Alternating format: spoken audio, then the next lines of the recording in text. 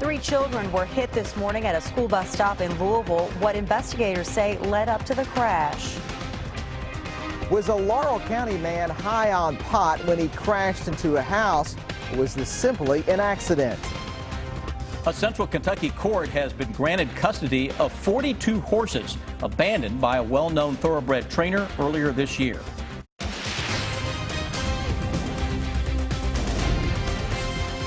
This is WKYT News at 5:30. Good evening. Thanks for watching WKYT. A heartbreaking story out of Louisville today. 3 children badly injured this morning after being hit by an SUV at their school bus stop. All 3 children were elementary school age. Police say a driver of the SUV didn't realize the school bus was stopping suddenly and swerved to miss hitting the bus, but didn't see the 3 children on the sidewalk. Garrett Weimer has more now on how the community is reacting to this tragic crash in our top story at 5:30. A difficult day in that Louisville neighborhood. Neighbors tell our sister station WLKY that everyone knows everybody there. So when they saw what happened, they jumped in to help. What was going on, I was just like, I gotta save his baby. I gotta save his baby. One woman who saw it happen was too shaken to talk on camera. She says neighbors came together and lifted the car off of one young girl pinned under the SUV after it plowed into a group of elementary schoolers waiting to get on the bus. The only thing that she was doing was kicking, and then she stopped kicking, and I ran down to try to find her parents, and next thing you know, when I come back, the guys said that they lifted the truck up and pulled her from up under the vehicle. Investigators say the SUV's driver didn't see the bus and swerved to miss it on the right side when it hit the kids. We're told 2 are in critical condition and a 3rd in serious condition. Police blocked off streets to help get the ambulance to the hospital quickly. All in all, a heartbreaking situation that also angers those who live here. That's bad. That's bad because early in the morning, it don't make no sense to be driving that fast. They come through here, they be flying. Neighbors along Duminal Street in Louisville say speed has been a problem there, and they've asked for speed bumps before. But what happened there this morning is just beyond anything they can understand. In the newsroom, Garrett Weimer, WKYT. Garrett, thank you. The driver of that SUV was also taken to the hospital in serious condition. Our sunny, warm streak has ended and storms have made their way into the bluegrass. We're tracking more heavy rain in the forecast. Let's check in now with Chris Bailey. Chris, we've heard the thunder here at the station. Yeah, we've got some nice little thunderstorms out there across parts of central Kentucky. Beneficial rains coming with a price, though. A few of those are on the strong side. Busy Defender radar network. Look at this line of thunderstorms from the Lexington metro back to the southwest. And the line itself is slowly trying to edge toward the east.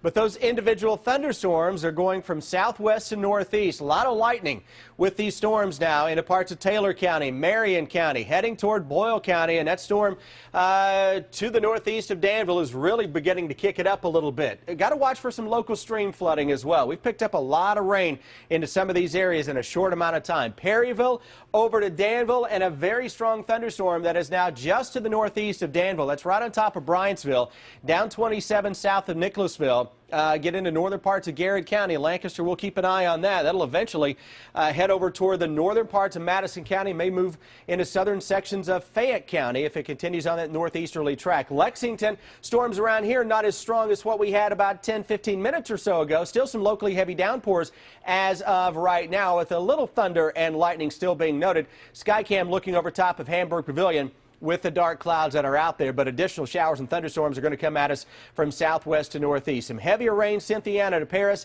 Eastern Kentucky stuff here is a little more scattered. That hour-by-hour radar showing an increase in showers and storms right on through 11 o'clock this evening across most of central and eastern Kentucky. Guys, it's a busy next couple of days, and we're tracking it with a new hour-by-hour in just a few.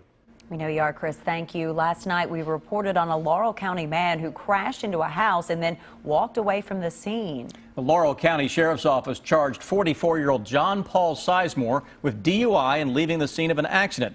But the suspect is telling us he didn't do anything criminally wrong. WKYT's Phil Pendleton has the jailhouse interview from London. Hi, how are you? Good, thanks. How are you doing? John Paul Sizemore has been in the Laurel County Jail since police say he crashed into a house on Hawk Creek Road and then left the scene. They were looking for anything that I may have done to cause the accident. And I told them that I had smoked, you know, not that day, or it was the prior day. Police charged Sizemore with DUI. He says he crashed because he was trying to avoid hitting a dog in the roadway. He says, though, that he does take medication for various issues. What I do, I take Latuda, which is an elevation type pill for schizophrenia. Sizemore says from jail that this was only his second DUI offense. But in talking further to the Laurel County Sheriff's Office, they said that a closer check proves this was a DUI fourth offense, which makes this a felony. Before hitting the house, he says he also ran over a mailbox. He says there's a good reason why he left the crash scene. So I was looking for some way to get the car out. And leaving a scene of an accident to me was really meant that there's another car involved. Sizemore questions his charges and his incarceration, but police are sticking by the allegations. In Laurel County, Phil Pendleton, WKYT. Now, police say Sizemore did tell them he had smoked marijuana the day before, but they are still investigating to see what other substances he was under the influence of. We're tracking a breaking news alert in Lexington right now. A car has crashed into an AT&T store on South Broadway, hitting a woman inside. Yeah, and our crew was actually across the street when it happened and was on the scene just minutes after it happened. WKYT's Monique Blair is live now with the breaking details. Monique? Hi, Amber and Sam. Yeah, like you said, I was just across the street when this happened. So when we crossed over here, we were able to get a pretty quick glance at what was happening. I'll move out of the way here. There is a car right now completely inside the AT&T store. Now, when we walked over, we did see, by looking through the glass window, a woman that appeared to be pinned underneath the car, but it did appear that emergency crews were able to get her out and moving, walking around very quickly. It does look like she may be taken away in an ambulance here soon, but again, we did see her walking and talking. Now, we have not talked to anyone out here at the scene. Obviously, everyone is very busy, but just from what I can see, it looks like that car went through almost the front doors of this AT&T store on South Broadway. And again, it is completely inside that store, and there is just a lot of glass both inside and outside the store. As soon as we are able to talk to officials here on scene, we will bring you those details. For now, I'm reporting live in Lexington. Monique Blair, WKYT. Monique, we thank you. Quite a frightening scene there. Two people well known in the horse industry no longer own dozens of horses found abandoned earlier this year. Our county by county coverage begins in Mercer County. 42 horses were found abandoned and in horrible condition on a farm in June. A judge today ruled against Charles Burrell and his daughter Maria in a lawsuit brought by the Kentucky Department of Agriculture and the Mercer County Fiscal Court. The ruling transferred ownership of the horses to the fiscal court. Last month, Charles Burrell took an Alford plea to 9 counts of animal cruelty. Maria is wanted on the same charges but has not been arrested because she has left the state. In Franklin County, the wife of an alleged bourbon theft ringleader has accepted a plea deal. According to our news partners at the Lexington Herald-Leader, 45-year-old Julie Kurtzinger entered an Alford plea on a couple of drug-related charges. Kurtzinger, her husband Gilbert Toby Kurtzinger, and 7 other people were charged last year for trafficking in bourbon and anabolic steroids, including the theft of rare Pappy Van Winkle bourbon. Julie Kurtzinger won't be sentenced until the completion of the prosecution in her husband's case. Still ahead here on WKYT, a Central Kentucky man doing what he can to keep his community warm this winter. I'm Bill Bryant. After a tough debate last night, Donald Trump and Hillary Clinton may be a little kinder and gentler tonight. We'll tell you why. And Congressman Andy Barr reiterates his opposition to Clinton. The bottom line is ahead. Keep up with the latest news on WKYT.com. Join the conversation on Twitter and become a part of the WKYT Facebook family.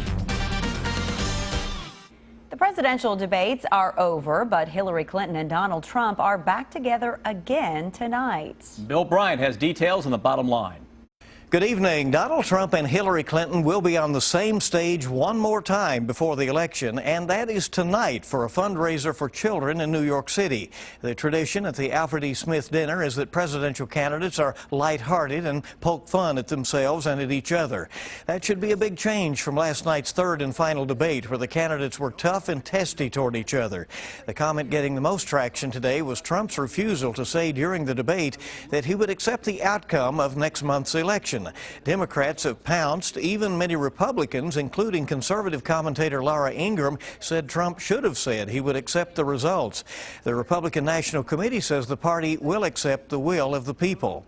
Central Kentucky Congressman Andy Barr, who is running for re-election, makes it clear that he hopes Trump wins the presidential race. Appearing for a taping of this weekend's Kentucky Newsmakers at WKYT, Barr talked about a range of issues. He was critical of some of Trump's comments on a video that was released, but he says Trump is still the best choice, and he lit into Clinton. And frankly, the alternative to Mr. Trump is a terribly corrupt person who is unfit to be commander-in-chief, who has exposed top secret American national security secrets to our enemies and then lied repeatedly about it. The pay to play for corruption at the State Department is terribly offensive, and revelations continue to come out. Barr also said he believes Paul Ryan will remain Speaker of the House after the elections, and he says he opposes a hike in the federal minimum wage. The full interview with Barr can be seen Sunday morning at 6 on WKYT or Sunday at 10 a.m. on the CW Lexington. Set your DVR or catch it then. From Frankfort, the House committee appointed by Speaker Greg Stumbo to investigate Republican Governor Matt Bevin will be meeting tomorrow. Stumbo, a Democrat, says the committee will look into potential illegal actions involved with a delayed project in a district where a Democratic state representative declined to become a Republican.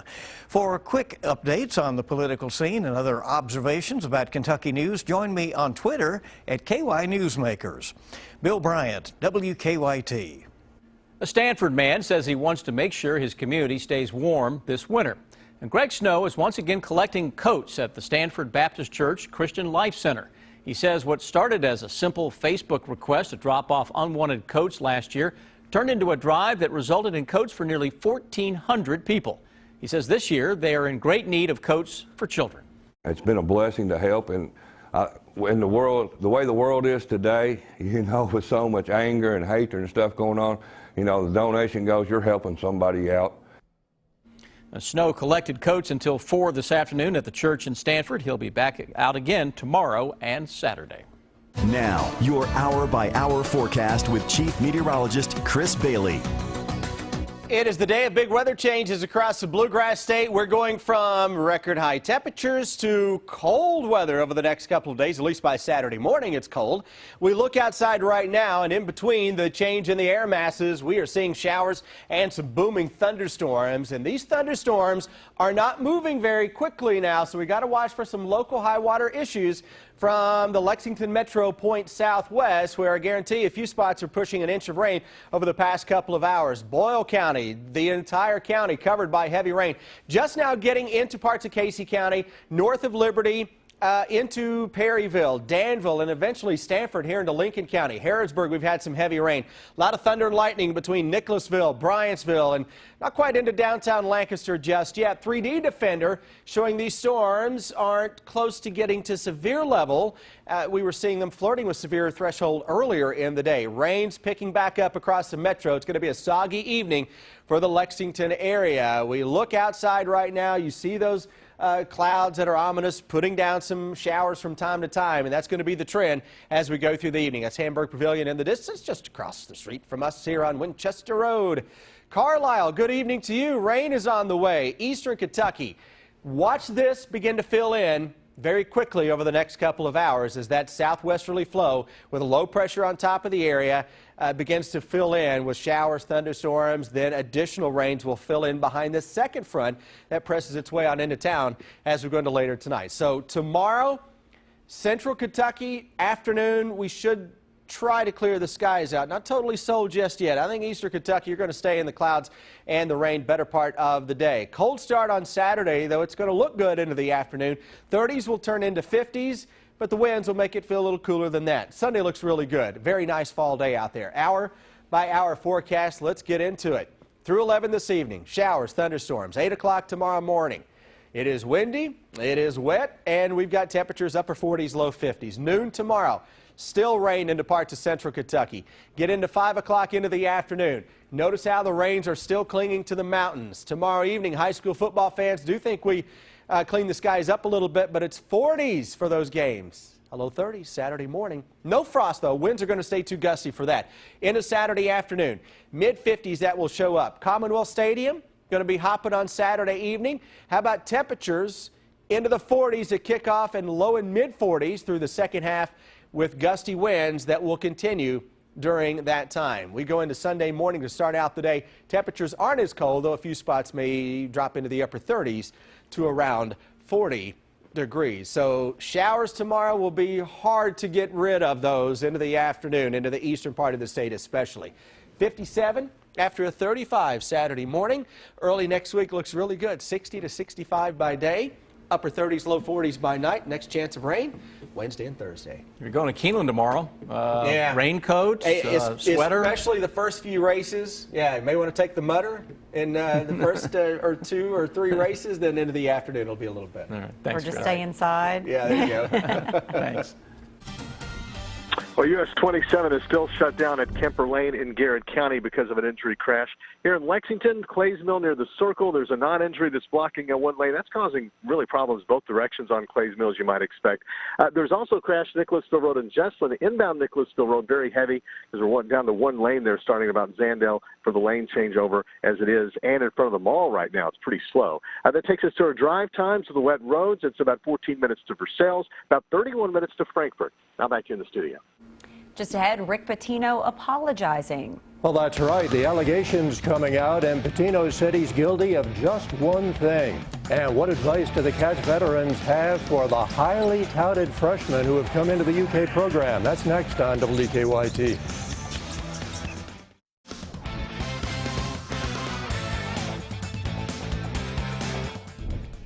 Rick Pitino maintaining today that he knew nothing about the escort scandal that was allegedly orchestrated by former staffer Andre McGee. Today, U of L released the NCAA's notice of allegations. 4 Level 1 violations are levied against U of L, 2 against McGee, 1 against Pitino for failing to keep a close eye on McGee. At least $5,400 was paid out for 14 strip shows that the NCAA says took place in Minority Hall. I'm not guilty of failing to monitor my staff. I'm guilty of trusting someone. And this young man made a very big mistake, and we apologize for his mistakes. We apologize to our fans, to our university, many, many times. We don't believe in any of this. And most important, that dorm was built for a special person. And things were done that were not special, and we apologize for that. Thank you. For John Calipari and his Wildcats, it's a new season and another great crop of freshman players. At yesterday's SEC Media Day in Nashville, UK was represented by 2 sophomores who had some pretty simple advice for the incoming Wildcats. Don't take your talent for granted against us. I think the biggest thing for them coming in is just to prove themselves early, because they do have all the hype, but at the end of the day, the players and the coaches, we don't really care about that. For them coming in, they're going to prove to us that they can, play and stuff. So you got to compete, and you can't take a day off. If you take a day off, you're going to get exposed in practice. So, you got to stay at the top of your game. Can't take any days off, and you got to compete. And a reminder, Friday, tomorrow night, the annual Blue-White game from Rupp, 7 o'clock on the SEC Network.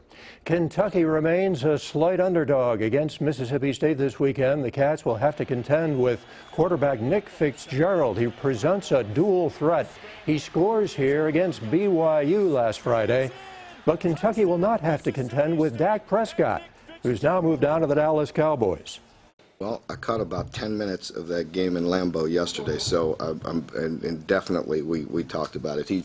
I just had such great respect for him, and have such great respect for him. Playing him, I always felt like he was so underrated, you know. And I talked a lot about that in this press conference last year. I think I said he should be a Heisman Trophy candidate, and I think most people laughed at me, but I just had great respect for him. I knew what he was doing for that team. And it's Saturday night at Commonwealth, Mississippi State, 7:30 on the SEC Network. Much more ahead. Stay with us. We'll be right back.